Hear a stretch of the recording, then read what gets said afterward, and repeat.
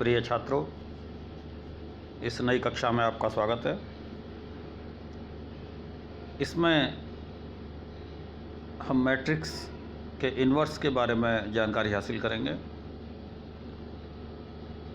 हालांकि इन्वर्स हमने पिछली कक्षा में पढ़ा था, लेकिन वो जो इन्वर्स हमने निकाला था वो एलिमेंट्री ट्रांसफॉर्मेशन की सहायता से किया था।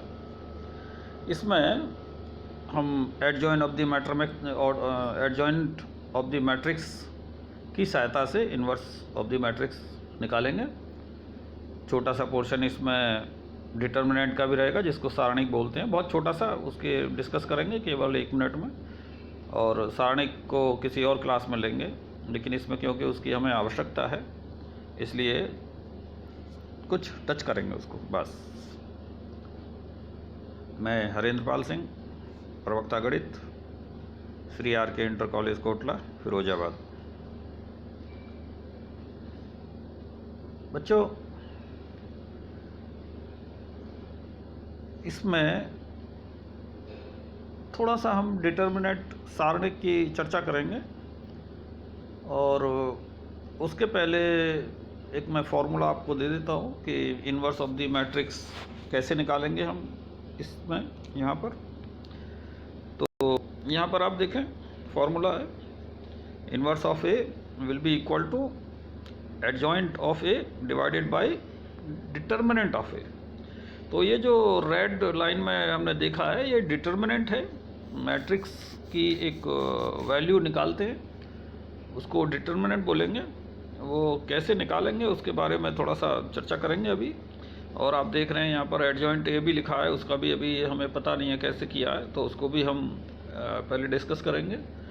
तो इसमें डिटर्मिनेंट के बारे में थोड़ा सा डिस्कस करूँगा, और उसके बाद में एडजॉइंट ऑफ द मैट्रिक्स कैसे निकालना है, और फिर इस फॉर्मूले पर आएंगे।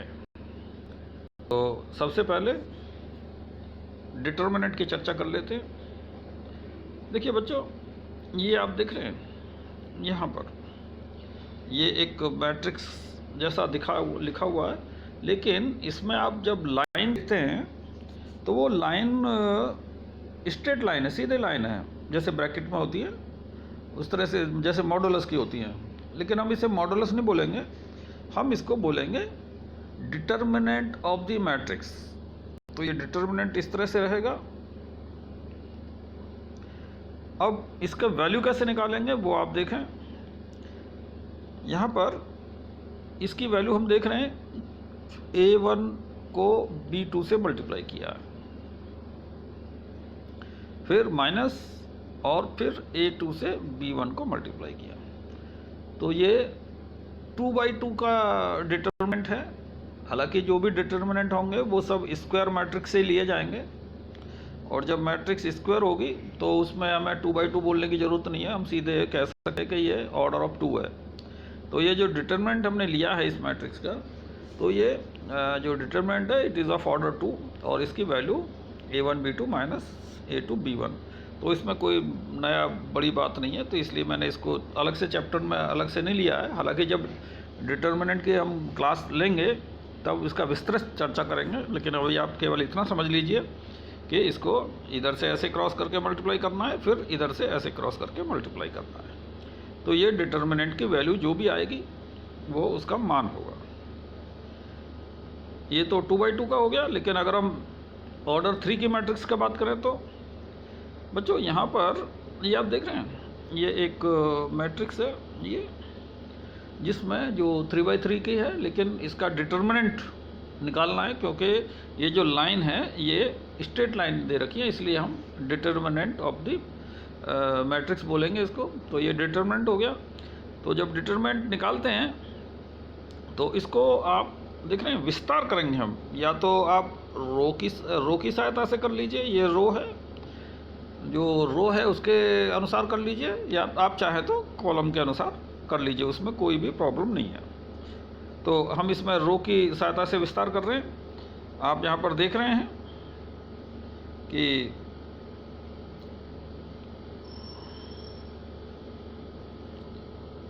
ये आप देख रहे हैं, यहाँ पर आप उसको छोड़िए, यहाँ देखिए पहले ये वाली चीज़। तो ये A1 के साथ जो लिखा हुआ है उसे देखें। ये जो A1 है, जो फर्स्ट एलिमेंट है, जो A11 बोले हैं इसको अगर कहें तो, ये first element, first row first column, इसके साथ में जो ये जो डिटर्मिनेंट लिखा हुआ है, ये आप देख रहे हैं कहाँ से आया है। ये इसको हटा दीजिए, इसको हटा दीजिए, और बाकी जो बचेगा वो यहाँ पर लिखा हुआ है। इसको बच्चों बोलते हैं माइनर। ये माइनर बोला जाता है, इस डिटर्मिनेंट का माइनर डिटर्मिनेंट है ये। तो ये माइनर है, और इसको सॉल्व करने का क्या तरीका है, जो हमने अभी पहले देखा, जो इसके पहले हमने जो तरीका देखा है वही इसका तरीका है, जो आप देख रहे हैं यहाँ से, ये जो सॉल्व किया हमने यहाँ पे ये। तो ये माइनर्स को भी उसी तरह से हम सॉल्व कर लेंगे।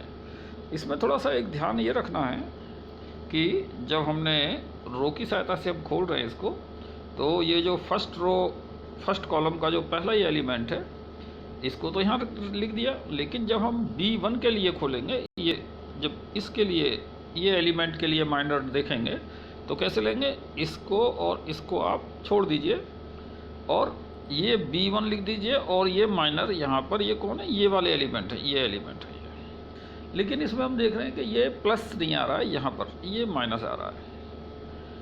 तो ये थोड़ा सा आपको याद रखने की ज़रूरत है कि जब आप इनके एलिमेंट जाएंगे तो यहाँ से प्लस शुरू करेंगे, ये प्लस, फिर माइनस, फिर प्लस, जैसे भी आप आते जाएं, फिर माइनस, ऐसे किसी के भी सापेक्ष आप इसको विस्तार देंगे तो वो ऐसे खोल देंगे।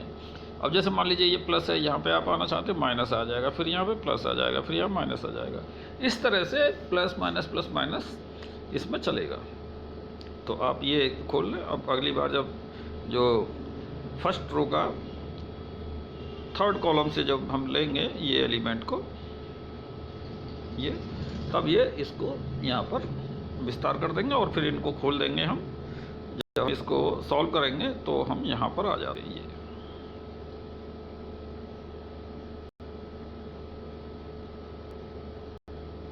ये देखिए यहाँ पर आते हैं।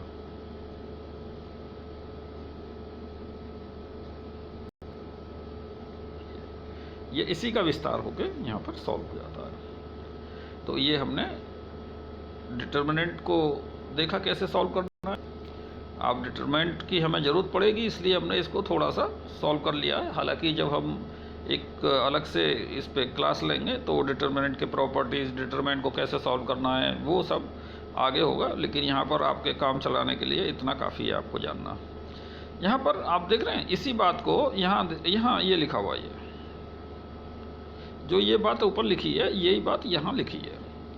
यहाँ पर क्या लिखा है, A1 के साथ ये माइनर दिया हुआ है, फिर माइनस लगाया B1, ये B1 के साथ में, फिर ये माइनर, फिर ये C के साथ में ये माइनर दिया हुआ है। तो ये माइनर यही हैं, ये वाले माइनर है ये जो यहाँ पर दिया हुआ है। इसमें इनको माइनर्स बोलेंगे, लेकिन अगर हम इसको चिन्ह के साथ लेंगे, जैसे A1 का जो माइनर होता है, A1, ये जो A1 दिया है इसका माइनर है तो प्लस का है, ये प्लस है। लेकिन B1 का माइनर माइनस होगा, फिर प्लस होगा, फिर माइनस होगा अगर और माइनर होंगे। तो अगर हम चिन्ह के साथ लेंगे तब हम इनको कोफैक्टर्स बोलेंगे। ये वाली जो चीज़ है इसको हम बोलेंगे कोफैक्टर्स।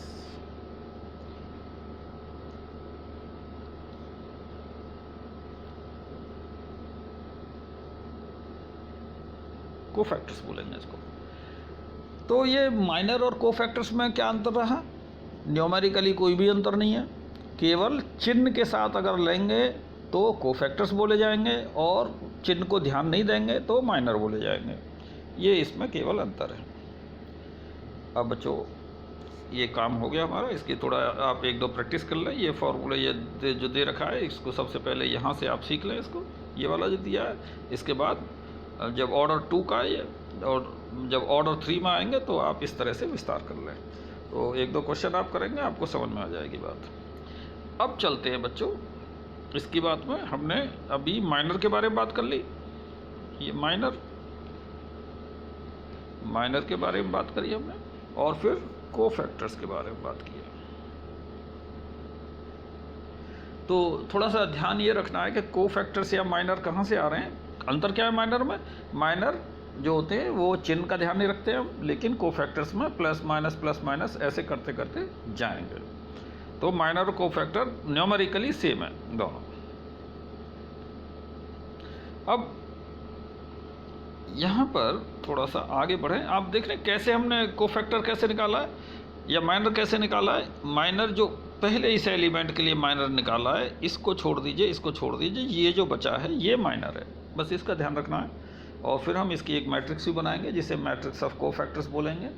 और उसके आगे इसमें सब आ जाएगा बच्चों, वो कोफैक्टर्स आएगा, इसमें ट्रांसपोज भी आ जाएगा, और उसके बाद में फिर एडजॉइंट बोलेगा हमें।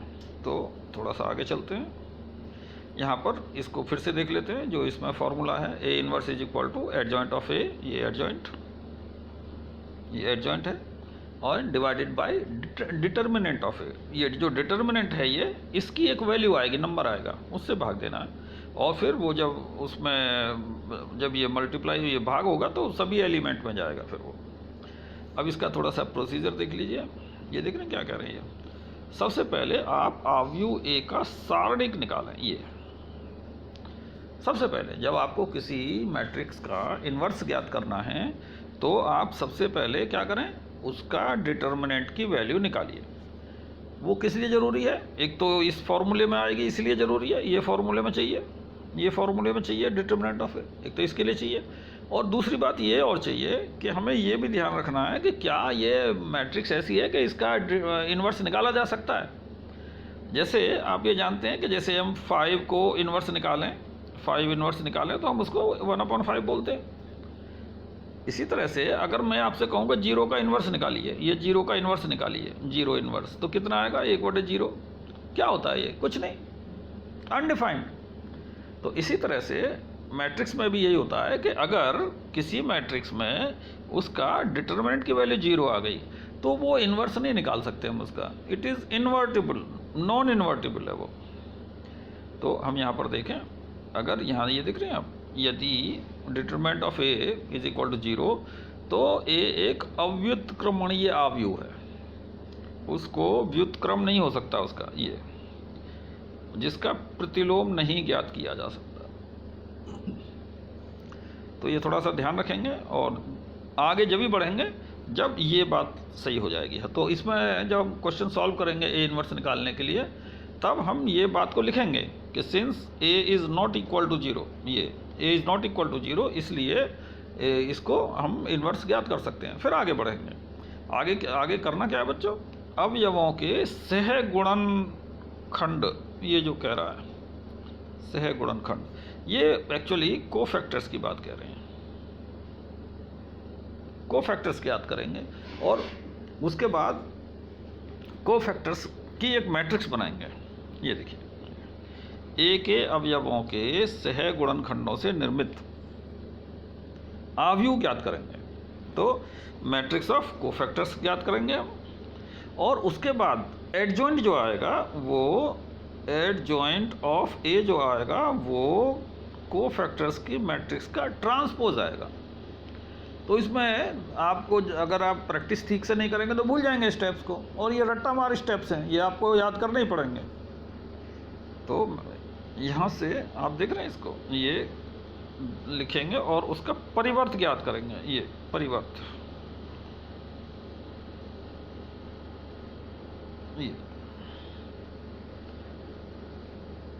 उसको लिखिए और उसका परिवर्त ज्ञात कीजिए, और उसके बाद जब आप परिवर्त ज्ञात कर लेंगे तो आपको ये मिल जाएगा, और उसके बाद फिर फॉर्मूला लगा देंगे। एक एग्जांपल देख लेते हैं बच्चों।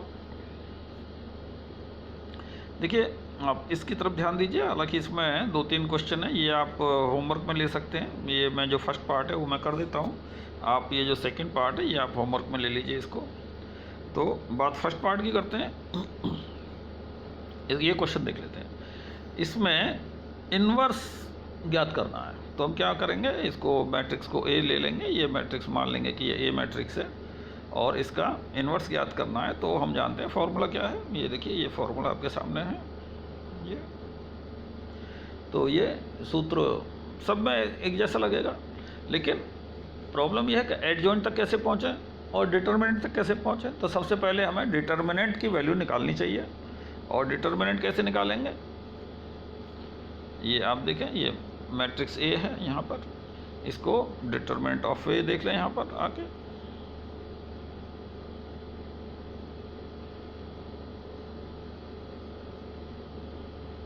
ये देखें डिटरमिनेंट, ये तो डिटरमिनेंट ऑफ ए क्या होगा? ये -1 एंड -6, ये वाला। तो ये हो जाएगा, आंसर कितना हो जाएगा? डिटरमिनेंट की वैल्यू कितनी हो जाएगी? -7। तो हम ये कह सकते हैं कि ए, जो determinant of A is not equal to 0, hence it is invertible. तो ये मैट्रिक्स इन्वर्टिबल है। बस इसका इतना रोल है, और बाद में फॉर्मूले में यूज़ कर लेंगे। तो -7 हम निकाल कर रख लेंगे यहाँ पर, determinant of A is equal to -7, ये निकाल कर रख लेंगे और उसको आगे यूज़ करेंगे। अब मैट्रिक्स ऑफ कोफैक्टर्स की बात करते हैं बच्चों। ये जो कोफैक्टर्स की मैट्रिक्स है, तो क्योंकि ये 2x2 की मैट्रिक्स है, तो इसमें ये जो फर्स्ट एलिमेंट है इसका कोफैक्टर होगा तो वो चिन्ह के साथ बोलेंगे, और माइनर होगा तो कोई चिन्ह नहीं लेंगे। तो हम मैट्रिक्स ऑफ कोफैक्टर्स में क्या करेंगे? ये पॉजिटिव आएगा पहले तो, और फिर इसको छोड़ देंगे, इसको छोड़ देंगे। तो इसका जो जो कोफैक्टर्स आएगा, ये फर्स्ट एलिमेंट का वो आएगा -1, ठीक है। तो ये -1 आएगा, और फिर ये जो इस एलिमेंट, ये जो 3 है, 3 का कोफैक्टर कौन आएगा? इसको छोड़ देंगे, इसको छोड़ देंगे, ये 2 आएगा। तो यहाँ पर हम ये कह सकते हैं कि अगर कोई मैट्रिक्स ऑफ कोफैक्टर्स को मैं C ले लूँ, तो उसका जो फर्स्ट एलिमेंट है C11, first row first column, will be equal to -1, and C12 मतलब फर्स्ट रो सेकेंड कॉलम, ये वाला एलिमेंट, इसका जो कोफैक्टर का जो एलिमेंट है वो कौन आएगा? वो आएगा, इसको देखें, ये 2। तो ये 2 आएगा, लेकिन हमें चिन्ह का ध्यान रखना है। तो यहाँ से प्लस से शुरू किया है, यहाँ आते आते माइनस हो जाएगा, तो इसको मैं माइनस लगा दूंगा। अब C21 मतलब सेकेंड रो फर्स्ट कॉलम, ये वाला, ये 2। तो इसके लिए कौन आएगा बच्चों? ये वाला एलिमेंट। ये कौन है? 3। लेकिन यहाँ से हम चल रहे हैं प्लस माइनस, तो यहाँ माइनस भी लगाना पड़ेगा। एंड C24 नहीं, C22 second row second column मतलब ये 1। तो इस 1 के लिए कोफैक्टर कौन आएगा? कोफैक्टर इसका ये वाला पार्ट 1, मतलब ये, तो ये 1 आएगा। और इसमें हम देख रहे हैं कि ये प्लस माइनस प्लस, तो ये प्लस आएगा, ये 1 प्लस का आएगा। तो इस तरह से हमारे पास जो मैट्रिक्स बनेगी, वो मैट्रिक्स ऑफ कोफैक्टर्स जो बनेगी, वो थोड़ा सा मैं देख लेता हूँ उसको। इसको मिटा देते हैं बच्चों, मिटाएगा कैसे ये? हाँ जी, चलिए सब मिट गया। तो मैट्रिक्स ऑफ कोफैक्टर्स में लिखेंगे तो यहाँ पर, हाँ ये लिखा है बच्चों, ये लिखा है, ये मैट्रिक्स ऑफ कोफैक्टर्स, ये आ जाएगी। जो C11 एलिमेंट है वो यहाँ आएगा, C12 ये आएगा, C21 ये C21, एंड ये जो आएगा ये C22। तो ये matrix of cofactor C is equal to 1। अब एडजॉइंट निकालने के लिए क्या करना है? एडजॉइंट निकालने के लिए हमें एडजॉइंट ऑफ मैट्रिक्स ए, सी का नहीं है, सी तो मैट्रिक्स ऑफ कोफैक्टर्स है। किसके कोफैक्टर है? मैट्रिक्स ए के, तो वो ट्रांसपोज ऑफ सी। अब ट्रांसपोज ऑफ सी कैसे निकालेंगे? ये जब मैट्रिक्स ऑफ कोफैक्टर सी हो गया, तो इसके जो रोज हैं वो कॉलम बन जाएंगे, जो कॉलम है वो रोज बन जाएंगे। जैसे ये है, ये उसका ये ट्रांसपोज ऑफ सी है, तो ये 1 - 2 है, ये यहाँ आ जाएंगे, और ये जो है वो यहाँ आ जाएंगे, और ये ही एडजॉइंट ऑफ ए बनेगा। अब ये एडजॉइंट ऑफ ए आ गया। इसके बाद में फॉर्मूला क्या है बच्चों, ये 1 upon determinant of A into adjoint of A. तो ये आपको इस तरह से सॉल्यूशन मिल जाएगा। ये आप देख रहे हैं। तो इस तरह से हम एडजॉइंट ऑफ ए निकालने के बाद में इन्वर्स तक आराम से पहुंच जाते हैं। तो ये एक सॉलिड तरीका है, इसमें कहीं गलती होने की गुंजाइश नहीं है। सब जोड़ घटाने गुणा भागी करने हैं, कोई ज़्यादा मेहनत का काम तो है नहीं। केवल आपको कभी गुणा करनी पड़ जाएगी, कहीं भाग करना पड़ जाएगा, कभी, बस यही है और कुछ नहीं, सिंपल ऑपरेशन है। जबकि एलिमेंट्री ट्रांसफॉर्मेशन में भटकने की गुंजाइश रहती है, इसमें कोई भटकाव नहीं है। इसमें सीधा सीधा सबसे पहले आप वैल्यू ऑफ द डिटरमिनेंट निकालिए उस मैट्रिक्स की, देखिए वो 0 है कि नहीं है। दूसरा, आप मैट्रिक्स ऑफ कोफैक्टर्स निकालिए, उसका ट्रांसपोज लीजिए, ट्रांसपोज ही एडजॉइंट ऑफ ए है। एडजॉइंट ऑफ ए होने के बाद में आप सीधे ये फॉर्मूले पर आ जाइए और आप यहाँ पर आ जाएंगे। और चाहें तो ये आपको दिया हुआ है, इसको आप हर एक एलिमेंट से अंदर मल्टीप्लाई कर दीजिए, जैसे यहाँ किया है। तो ये आपने इन्वर्स निकाल लिया। तो ये 2/2 का इन्वर्स है। अब क्योंकि ये 2/2 का था इसलिए बिल्कुल आसान हो गया आपको। एक मैट्रिक्स हम 3/3 की स्क्वायर मैट्रिक्स ले लेते हैं, उसको और देख लेते हैं। आप ये देखिए, इधर ध्यान दीजिए, ये A = ये मैट्रिक्स दे रखी है, इसको हमें इन्वर्स निकालना है। आप इधर मत देखिए, ये एक्चुअली हम अगली क्लास में पढ़ेंगे इसको कि how to solve the equation using matrix method. तो ये अभी आप इस पर ध्यान मत दीजिए, ये उसका ही पार्ट है मैंने जो लिया हुआ है। तो आप यहाँ आ जाइए, अभी ये केवल हम इस पे ध्यान देंगे, ये मैट्रिक्स के ऊपर, बस ये मैट्रिक्स के ऊपर ध्यान देंगे। इसका हम इन्वर्स कैसे ज्ञात करना है, तो आप पहले डिटरमिनेंट ऑफ द मैट्रिक्स निकालिए यहाँ पर। तो डिटरमिनेंट कैसे निकालेंगे बच्चों, ये आप देखिए, ये माइनर है इसके, ये इसके लिए माइनर निकाला ये। तो यहाँ पर इससे मल्टीप्लाई किया 2 आ गया, फिर इधर से मल्टीप्लाई किया माइनस भी लगाया तो ये 3 हो गया। तो इस तरह से ये 5 हो जाएगा।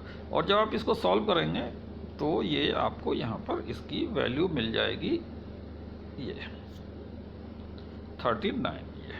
और फिर हम बोल देंगे since it is not equal to 0 hence ये एक जो मैट्रिक्स है वो इन्वर्टिबल है। अभी हम इन्वर्स की बात कर रहे हैं, बस सॉल्यूशन वगैरह की बात नहीं कर रहे, क्योंकि ये जो लिखा हुआ है यहाँ पर आप देख रहे हैं, इसको आप ध्यान मत दीजिए, बस ये समझ लीजिए कि ये एक इन्वर्टिबल मैट्रिक्स है।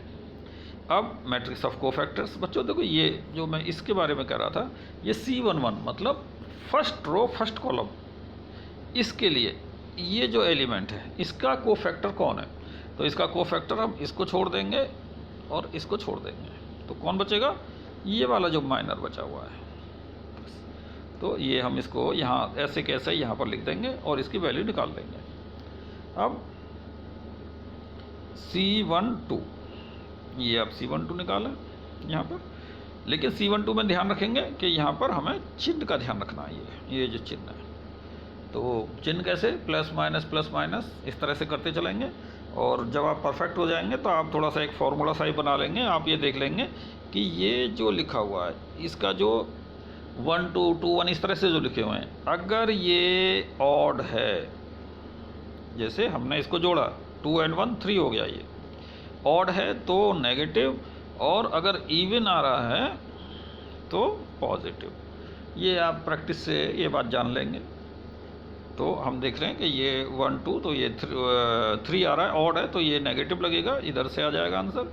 ऐसे ही यहाँ पर ये C13 ये, तो ये C13 मतलब फर्स्ट रो थर्ड कॉलम, तो ये यहाँ पर ये हम देख रहे हैं कि ये एक ऑड है, इवन है, तो ये प्लस का रहेगा। ऐसे ही इनके सारे सबके सब माइनर सब निकाल लेंगे और एक मैट्रिक्स बना लेंगे, और मैट्रिक्स ऑफ कोफैक्टर्स। यहाँ पर थोड़ा शॉर्टकट मार दिया इन्होंने कि सीधा एडजॉइंट निकाल दिया उसके ऊपर ट्रांसपोज रख के, लेकिन ऐसा आप मत कीजिए, क्योंकि जो बोर्ड में जो जब क्वेश्चन चेक होता है तो उसमें स्टेप मार्किंग होती है, हर स्टेप के नंबर होते हैं। तो आप शॉर्टकट मत मारिए, आप एक ज़रूर एक स्टेप इसमें डालिए कि जो मैट्रिक्स ऑफ कोफैक्टर्स के लिए आप ये लिख दीजिए, और यहाँ से एलिमेंट लिख दीजिए उसमें, ये जो दिए हुए हैं ये 5 13 -1, ऐसे जो भी एलिमेंट है -11 -13, ये जो एलिमेंट है सब पूरे के पूरे, ये पूरा मैट्रिक्स को लिख दीजिए इसको। तो ये हो गया मैट्रिक्स ऑफ कोफैक्टर्स। उसके बाद में क्या करेंगे, अगला स्टेप डालिए एडजॉइंट ऑफ ए। तो ये एडजॉइंट ऑफ ए, ये जो लिखा हुआ है, इसके लिए एक फॉर्मूला लिख दीजिए आप, adjoint of A is equal to C transpose. तो ये जो फॉर्मूले हैं इनके नंबर होते हैं बच्चों, आप शॉर्टकट कर दोगे तो वो नंबर, अगर आपके पूरे नंबर आ रहे होंगे तो एक आध नंबर का कटने की गुंजाइश रहती है, तो इसलिए आप स्टेप्स को पूरे स्टेप्स लिखें। अब यहाँ पे आप देख रहे हैं एडजॉइंट आपको मिल जाएगा, बस अब कितना दूर है, ये सीधा फार्मूला, ये देखिए ए इनवर्स का, और यहाँ से हमें सीधा मिल जाएगा ये फार्मूला। आप चाहें तो ये जो 1/39 है, आप हर एक एलिमेंट में इसमें मल्टीप्लाई कर दीजिए सबको, वो भी आप कर सकते हैं, वो भी ठीक है, नहीं करेंगे तब भी आंसर तो सही है। तो ये इस तरह से हमने इन्वर्स निकालना सीखा है बच्चों। आप इसमें करके ये जो है इसको, जब तक आप 4 से क्वेश्चंस को प्रैक्टिस नहीं करेंगे तब तक कोई फ़ायदा नहीं होगा, क्योंकि आप भूल जाएंगे ये जो प्रोसीजर है कौन कहाँ है, इसमें तो वर्किंग रूल है, तो ये नेचुरल नहीं है, कभी गुणा करनी है, कभी ट्रांसपोज लेना है, कभी कुछ करना है, तो ये आपको प्रैक्टिस करनी चाहिए।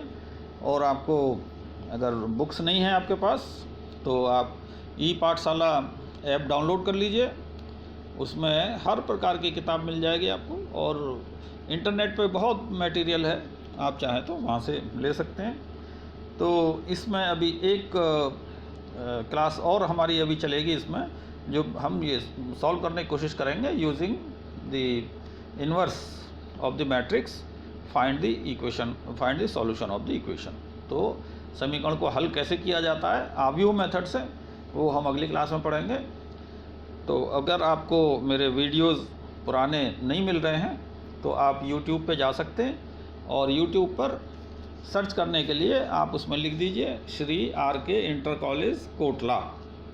इस आप जैसे ही इसे सर्च करेंगे YouTube में, आपको मेरे सारे जो जितने वीडियो अब तक हमने बनाए हैं, अपलोड किए हैं, वो सब आपको मिल जाएंगे। अगर आपको कोई डाउट रहता है तो आप ग्रुप में अपने प्रॉब्लम्स को डाल सकते हैं। आज बच्चों इतना ही पढ़ेंगे। थैंक यू, प्रैक्टिस कीजिए, मैथ तो प्रैक्टिस से चलता है। Okay, thanks.